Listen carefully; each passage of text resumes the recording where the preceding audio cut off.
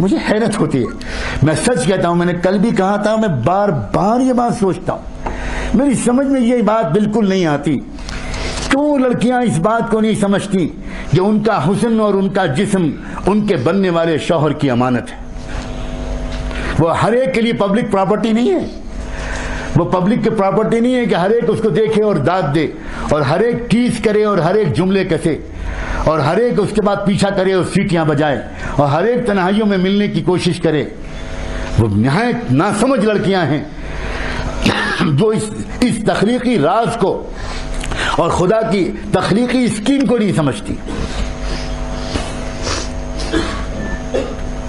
اور وہ لڑکے انتہائی ناسمجھ، اور وہ اس بات کو بالکل نہیں سمجھتے، اس بات کو نہیں سمجھتے جس کا قرآن مجید میں اعلان کیا گیا ہے کہ تم اگر ناپاک رہو گے تو تمہاری قسمت میں کبھی پاک دامن لڑکی نہیں لکھی جا سکتی.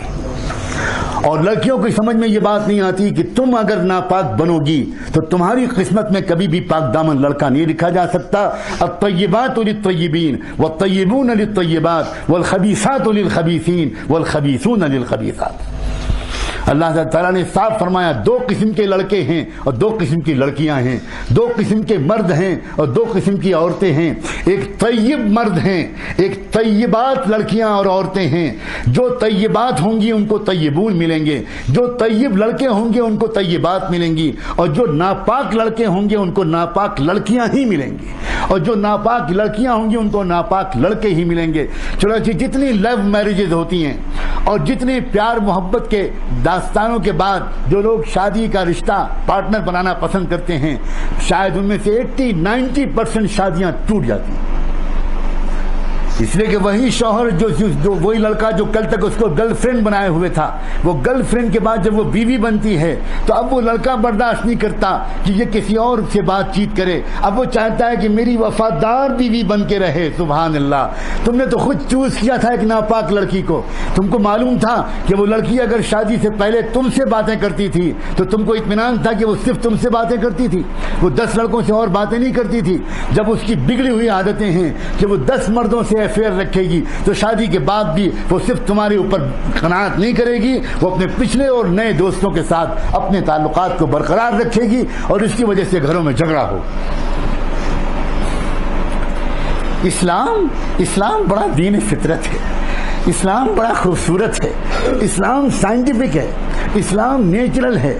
اسلام محمد رسول اللہ صلی اللہ علیہ وسلم جو دین لے کر آئے وہ پورا دین اور پوری شریعت یقین مانو میرے اور آپ کے مسائل کا حسین ترین حل ہے.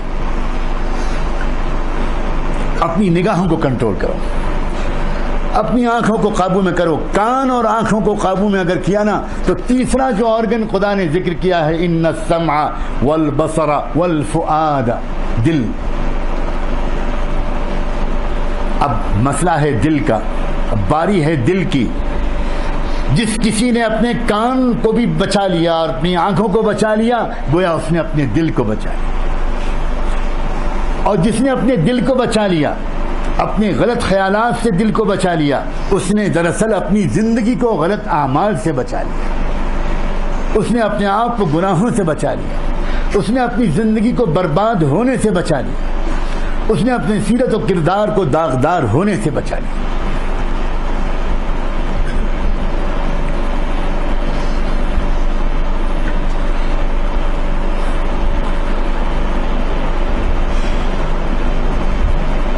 یہ سن کر بہت خوشی ہوتی ہے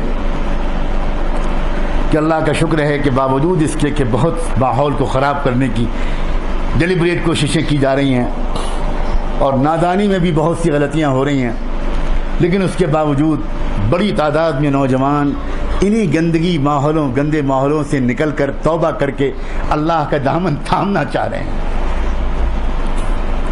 بچنا چاہ رہے ہیں ان ماحول کی گندگیوں سے. عزیزو، اپنے کندھوں پر ایک ذمہ داری لو. نہ صرف یہ کہ خود بچو گے بلکہ اپنے دوستوں کو بچاؤ گے. اپنے ماحول کو ایک رنگ میں رنگو. اپنی پڑھائی میں بھی ایکسیلنٹ اسٹینڈرڈ کو اچیو کرو. اکثر یہ بھی غلطی ہوتی ہے کہ جو نوجوان دین کی طرف آنے لگتے ہیں وہ اپنی اکیڈمکس میں اور اپنی اسٹڈیز میں بہت ڈھیلا پن لے آتے ہیں. یہ اسلام کو بدنام کرنے والا بہت بڑا جرم ہے, بہت بڑا جرم ہے. ہمیں یقین مانو جس طرح علماء کی ضرورت ہے, جس طرح مسجدوں اور مدرسوں کو آباد رکھنے والے لوگوں کی ضرورت ہے, ویسے ہی ہم کو ہزاروں بلکہ لاکھوں کی تعداد میں ایسے پروفیشنلز کی ضرورت ہے جو اپنے پروفیشنز میں بھی ایکسیلنٹ مارک اچیو کریں, ایکسیلنٹ اسٹینڈرڈ اچیو کریں, اور ساتھ ساتھ ان کے اندر تقویٰ ہو. یہ غلطی نہ ہونے پائے کہ اگر ہم ذرا سا دین کی طرف آئے تو پڑھائی اگنور ہو گئی, اور پڑھائی میں لگے تو دین اگنور ہو گیا, نماز چھوٹنے لگی, مسجد میں جانا کم ہو گیا, جماعت سے نماز پڑھنے کی پابندی کم ہو گئی, قرآن کی تلاوت کم ہو گئی, درود شریف پڑھنے کا اہتمام کم ہو گیا, اللہ والوں کے پاس جانا کم ہو گیا, بزرگوں کی خدمت میں حاضری کم ہو گئی. یہ غلطی مت کرو. زمانے کو جو بدل پائیں گے لوگ, وہ بدل پائیں گے, وہ نوجوان, وہ لوگ بدل پائیں گے جن کے اندر دونوں چیزیں ہوں گی, جن کے اندر ویلیوز بھی ہوں گے اور جن کے اندر پروفیشنلزم بھی ہوگا. اپنے اپنے میدان کا جو بھی آپ نے اپنے لیے میدان چنا ہو, اس میدان میں اچھے سے اچھے نمبروں سے پاس ہو, اور صرف پاس مت ہو بلکہ ایک کانفیڈنس ہو تم کو اپنے پروفیشن میں, ایک زبردست اعتماد ہو اپنے جاب میں, اپنے پروفیشن میں, اور اس کے ساتھ ساتھ اللہ کرے اللہ کرے اللہ کرے اپنے کانوں اور اپنے آنکھوں کو, اور پھر ان دونوں کے نتیجے میں اپنے دل کو سماج کی پھیلی ہوئی خرابیوں سے اپنے آپ کو بچائے رکھنے میں کامیاب ہو جاؤ.